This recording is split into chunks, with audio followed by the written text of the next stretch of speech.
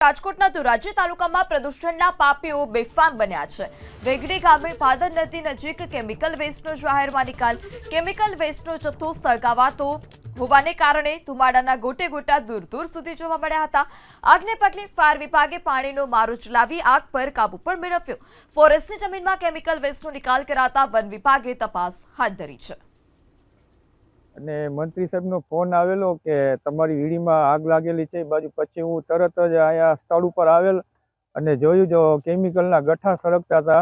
પછી અમે તરત ફાયર બ્રિગેડને જાણ કરેલી। પછી ફાયર બ્રિગેડ થ્રુ આપણે આ આગ બુઝવેલી છે અને બીજી વાર આવું કૃત્યો ન થાય, કોઈ કેમિકલ અજાણ્યા શખ્સ ન નાખે એની ઉપર કાર્યવાહી કરવી। અને બીજી તરફ કે અહીંયા જંગલ વિસ્તાર નજીક છે, વીડી વિસ્તાર, એમાં ઘણા જનાવર, વાઇલ્ડ લાઈફ, પક્ષી, પ્રાણીઓ આતે રહેતા હોય એને ઈજા ન થાય। આજ રોજ વહેલી સવારના કોઈ અજાણ્યા શખ્સ દ્વારા કેમિકલ વેગડી ગામ ભાદર નદીના કાંઠે સરકારી જગ્યામાં નાખી આગ લગાડી આજુબાજુમાં આવેલ રહેઠાણ વિસ્તાર, ખેતી વિસ્તાર અને પાણીને નુકસાન થાય તેવું કૃત્ય કરી બાજુમાં આવેલ પીજીવીસીએલ કચેરીના તાર તેમજ ટીસીને નુકસાન થવાની શક્યતા રહેલી છે।